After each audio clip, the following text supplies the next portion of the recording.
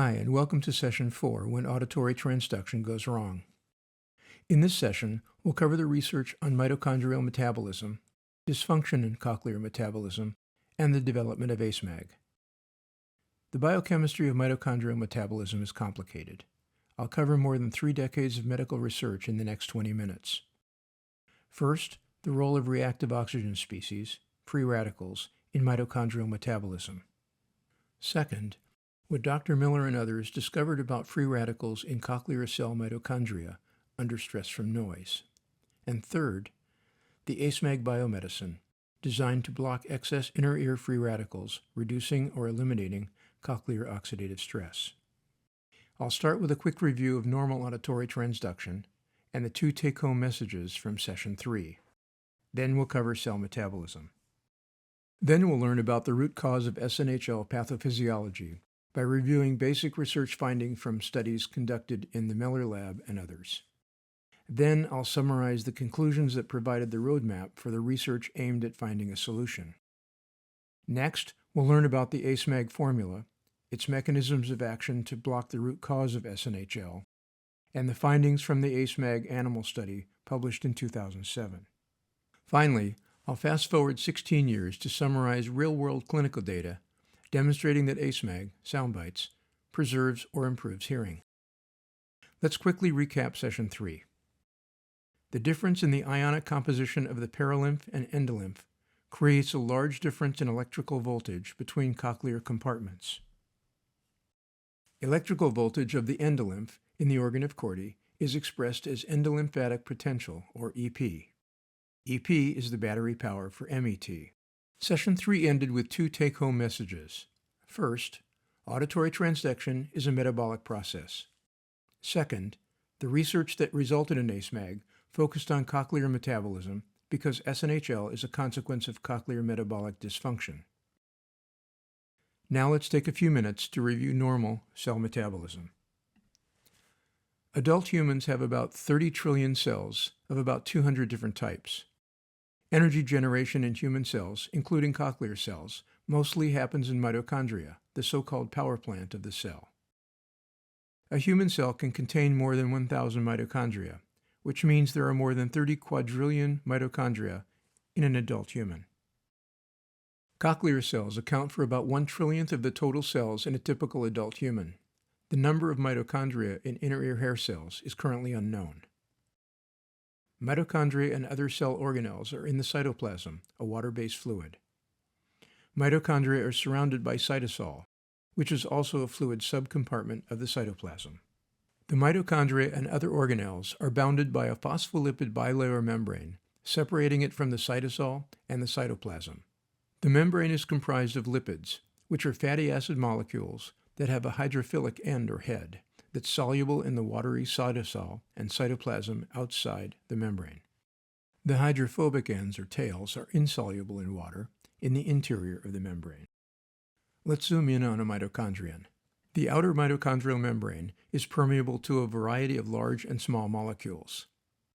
The inner mitochondrial membrane is completely impermeable and separates the intermembrane space from the area within the mitochondrion which contains the mitochondrial DNA. The inner membrane contains the transport proteins to enable energy production. The 3-stage metabolic process starts in the cytosol surrounding the mitochondrion in a 10-step series of chemical reactions called glycolysis. Glycolysis breaks down 1 molecule of glucose, a simple sugar, into 1 molecule of pyruvate, the salt form of pyruvic acid. Adenosine diphosphate, ADP, is also present in the cytosol. ADP is the low-energy molecule from which adenosine triphosphate, or ATP, is produced. Pyruvate diffuses across the outer mitochondrial membrane and the intermembrane space. Independently, ADP also diffuses across the outer membrane and the intermembrane space. Only a few seconds worth of ATP is stored. Mitochondria make ATP constantly. Pulitzer Prize science writer Jonathan Weiner describes ATP this way. Without ATP, it would be useless for us to breathe air, to drink, and to eat. Our bodies would slow down and stop. The second step starts with pyruvate and ADP being actively transported across the inner mitochondrial membrane, which starts the Krebs cycle. The Krebs cycle is named for the biologist who discovered it in 1937 and was awarded a Nobel Prize for it in 1953. Currently, it's called the citric acid cycle. The third and final step is oxidative phosphorylation, sometimes called the electron transport chain, or ETC, because of the way it works. The ETC was discovered by Peter Mitchell, who won a Nobel Prize for it in 1978. Essentially, the ETC is a biochemical battery. It generates ATP and allows it to be actively transported through the inner mitochondrial membrane into the intermembrane space so it can diffuse out to power the rest of the cell. The ETC uses cytochromes and enzymes in reversible reduction oxidation reactions called redox to gradually reduce the large amount of available energy in redox cofactor molecules NADH and FADH2 and donate them to oxygen. If you know what those abbreviations stand for, you know why I'm using them. And if you don't know, don't worry. Redox reactions also produce molecular oxygen as a byproduct. Molecular oxygen is in the air we breathe, for example. Redox reactions also produce atomic oxygen, unstable, highly reactive, partially reduced forms of oxygen called reactive oxygen species, or ROS. ROS is the root source of oxidative stress in cells. ROS is also called free radicals. ROS is our central topic. ROS is the pathway to free radicals, including, for example, superoxide, a one-electron reduction of molecular oxygen, and singlet oxygen, among the most highly reactive forms of atomic oxygen. Among other things, singlet oxygen steals electrons from lipids, which are the fatty acids in cell membranes, leading them to rupture. That process is called lipid peroxidation. Free radicals switch cell functions on and off by altering proteins. Excess free radicals cause cellular inflammation, hasten cell aging, disrupt mitochondrial DNA, and cause genetic mutations. The job of eliminating free radicals is done by the cell's antioxidant system, comprised of a variety of endogenous antioxidants, antioxidants of internal origin like glutathione, and exogenous antioxidants, which are antioxidants having external origin, the vitamins and minerals we consume, collectively called micronutrients. The antioxidant system scavenges and neutralizes free radicals, preserving normal cell metabolism by eliminating excess ROS as a potential source of oxidative stress. Now let's learn what happens when things go wrong in inner ear metabolism, when cells cannot neutralize excess ROS. This section summarizes about 16 years of basic research in Dr. Miller's lab and others. When Dr. Miller started lab research in 1987, medical schools were teaching that hearing loss was caused by damage to the physical structures of the ear. That's true. Explosion trauma can break the ear, but that explanation doesn't account for the role of inner ear biology in hearing loss. As a biochemist, Dr. Miller asked if hearing loss from noise could be explained biologically. The aging process had been recognized as the major risk factor for disease and death since the free radical theory of cell aging was postulated as an overarching biological concept in 1954. Dr. Miller wondered if the free radical theory of cell aging could be applied to the inner ear. That hunch was ultimately confirmed by many labs worldwide. The scholarship in this arena is ongoing and includes many hundreds of articles. If the free radical theory was accurate, ROS not removed by antioxidant defenses could be expected to damage sensory cells in the cochlea, and that damage may be a potential mechanism of hearing loss from acoustic overstimulation, noise. The endogenous antioxidant glutathione was studied to test the hypothesis. The study found that reducing availability of the antioxidant glutathione did indeed increase noise-induced damage in the cochlea. Conversely, replenishing glutathione reduced noise-induced cochlear damage. The study demonstrated a key finding that endogenous antioxidant systems in cochlear cells modulate noise-induced pathology. This means noise-induced pathology goes up as antioxidant availability in cochlear cells goes down. And it works the other way. Noise-induced pathology goes down as antioxidant availability in cochlear cells goes up. Another study quantified the surprising finding that free radical formation in the cochlea increased by 40 times following noise exposure. Noise increases cochlear metabolism. mitochondria produce more ATP. ROS leak out from the mitochondrion and initiate cell damage. Recall, mitochondrial membranes are constructed to prevent that, so this is abnormal. So the second key finding was that the vast amount of excess free radicals generated by noise exposure overwhelms the antioxidant system in cochlear cells. A 2003 study demonstrated ROS formation is linked to pathology related to restricted cochlear blood flow. The study revealed that the isoprostane 8-isoprostaglandin F2 alpha restricts cochlear blood flow in response to noise exposure. Blood supply overshoot, called reperfusion, follows restricted blood flow, called ischemia. Ischemia reperfusion injury, or vasospasm, is similar to a heart attack or a stroke in the inner ear. In experiments, administering an 8-iso-PGF2 alpha antagonist drug and the glutathione antioxidant prior to noise exposure prevented cochlear ischemia reperfusion. So a third key finding was that the combination of a prostaglandin antagonist and an antioxidant reduced vasospasm. Let's summarize the conclusions that provided the scientific rationale and the roadmap for developing therapeutic interventions. By 2003, these studies and many others, ultimately replicated by many labs worldwide, confirmed that hearing loss from noise can be explained biologically. Lab findings emphatically validated the hunch that the free radical theory of cell aging applies to the inner ear. The root cause of SNHL is excess inner ear free radicals. Recall, normal mitochondrial metabolic function produces ATP, and free radicals form residual ROS. Normal metabolic function is preserved by endogenous and exogenous antioxidants in the cell's antioxidant system, scavenging and neutralizing excess ROS, reducing a potent source of oxidative stress. Dysfunctional metabolism in cells under noise-induced stress validates the free radical theory of cell aging. Reduced blood circulation due to vasospasm is a dramatic feature of SNHL.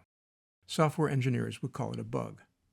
Noise creates oxidative stress that disrupts mitochondrial DNA, causes lipid peroxidation that weakens cell membranes, alters cell proteins, and hastens cell aging. Cochlear cell mitochondria increase their metabolic activity to produce more ATP, generating a stunning 40-fold increase in free radicals. The vast influx of ROS overwhelms the capacity of the endogenous antioxidant system to neutralize excess inner ear free radicals, including superoxides and singlet oxygen. Excess free radicals remain in the cochlea. And just when the delivery of antioxidants and removal of waste products is most needed, vasospasm due to excess ROS also reduces cochlear blood flow. Excess free radicals in the cochlea interfere with redox reactions in the electron transport chain, disrupting cochlear metabolic machinery. Excess free radicals escape through the outer mitochondrial membrane into the cytosol, where they interfere with the function of other organelles. Abnormal protein signals initiate a cascade of cellular events leading to apoptosis, alternative programmed cell death pathways. Excess free radicals increase formation of the protein BID, which combines with the protein BIM. Their combination induces formation of the apoptotic regulator protein BAX. BAX is the basis for encoding several different proteins in apoptotic pathways. BAX can combine with the protein encoded by the BAK1 gene to form the protein BAX-BAK.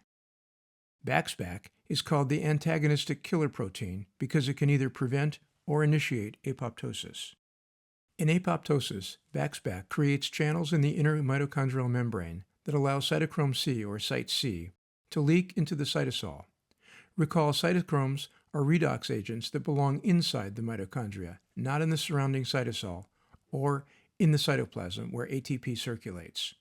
Cyte C in the cytosol can activate caspase 9, which immediately starts the caspase cascade that commits the cell to apoptosis. Or Cyte C can combine with ATP, which activates the apoptotic protease activating factor 1 called APAF1 and forms the apoptosome. Either APAF1 or the apoptosome can activate caspase 9, committing the cell to apoptotic death by stimulating the caspase cascade that ends with the execution of protein caspase 3. This is an electron micrograph of normal healthy hair cell stereocilia extensions.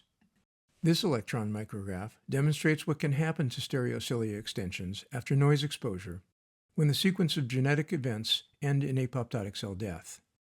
The SNHL pathophysiology model is totally consistent with pathologies in other organs and the brain, including peripheral and central nervous system disorders, disorders relating to aging, and environmental stress like smoking of any kind. Aside from limiting noise exposure, what can be done about SNHL? Next, we'll learn about the ACEMg formula, its mechanisms of action to block the root cause of SNHL, and the findings from ACEMg animal studies published in 2007. Research findings provided a roadmap to solutions, starting with the finding that noise exposure causes a vast influx of excess inner ear free radicals. The influx overwhelms the antioxidant system, creating oxidative stress. It restricts cochlear blood flow, causing ischemia-reperfusion injury. And it disrupts mitochondrial metabolism, causing mitochondrial DNA dysfunction, which leads to apoptotic or programmed cell death, experienced as hearing loss. The finding that SNHL is triggered by XX reactive oxygen species, ROS, motivated interest to use antioxidants as a pharmacological intervention for hearing preservation. ACEMg was among the early candidates aimed at blocking SNHL. The ACEMg formula was developed from 2003 to 2005, disclosed in a 2007 peer-reviewed paper. ACEMg was devised as an oral biomedicine, a micronutrient cocktail of antioxidants and a mineral that donates electrons, that supplements the endogenous cochlear antioxidant system under stress from excess free radicals. ACEMg is comprised of beta-carotene, converted in the body to vitamin A, ascorbic acid, vitamin C, Trolox, vitamin E, and magnesium, a vasodilator mineral. Each component in the ACEMg formula provides a necessary mechanism of action. Beta-carotene scavenges singlet oxygen. Vitamin C scavenges free radicals that escape scavenging by beta-carotene and vitamin E. Vitamin E is an 8-isoprostaglandin F2 alpha antagonist, which means it counteracts the action of that vasoconstrictor. Vitamin E also inhibits lipid peroxidation from redox reactions that damage fatty acids in cell membranes. The mineral magnesium is a vasodilator, widening blood vessels to maintain normal cochlear blood flow and promoting free radical elimination by donating electrons. When combined, in animal studies the formula demonstrated an unexpected beneficial synergistic effect on noise-exposed cochlear cells, blocking the initiating biological events that trigger SNHL. Lab research demonstrated that ACEMg, in green, measurably reduced noise-induced hearing loss at 4, 8, and 16 kHz far better than treatment with antioxidants A, C, and E together, or treatment with magnesium alone, or saline, the control. The probability is less than 1 in 10,000 that these results could happen by chance. Sound pressure level, or SPL, is measured in decibels, or dB. The lowest level of human hearing is 0 on the dB scale. ACEMg increased the noise tolerance of cochlear cells by an average of 31 dB over the control. The dB scale is logarithmic. Sound pressure doubles every 3 dB. ACEMg was demonstrated to maintain normal auditory function when sound pressure level increased by as much as 10 times, roughly the difference between the sound pressure in quiet conversation versus yelling. ACEMg reduced hearing loss from noise by 75%. These were unprecedented lab findings in hearing research. To conclude, let's fast forward 16 years to findings from real-world clinical data demonstrating that ACEMg, sound bites, preserves or improves hearing. Otoacoustic emissions, or OAE, examination data were collected from patients previously diagnosed with SNHL. OAE examinations objectively measure auditory function of outer hair cells, or OHC, in the cochlea. The study analyzed data from a total of 190 patients in 2 groups. 5 years of no treatment data from 97 patients, testing the hypothesis that untreated hearing loss gets progressively worse. And 2 years of data from 93 patients who had at least 2 years of previous annual OAE exams and then started taking ACEMg as soundbite softgel capsules for 2 years. Here's what we found. OAE scores remained unchanged or improved for 75.3%, or 70 of the 93 patients who took soundbites daily for 2 years. OAE scores didn't change for 35 of the soundbites patients. Hearing was preserved. OAE scores increased for 35 of the Soundbites patients. Hearing improved. Most of the improvement happened within the first 6 months and continued with daily use. In stark contrast, OAE scores decreased for 73.2%, or 71 of the 97 untreated patients. This chart visualizes the findings. The black line confirms the common belief that hearing loss progresses without intervention. The red line shows what happened when patients with 2 previous annual OAE exams started taking ACEMg as Soundbites immediately following their 3rd annual OAE exam. The research report is available in the extra documents. Thank you.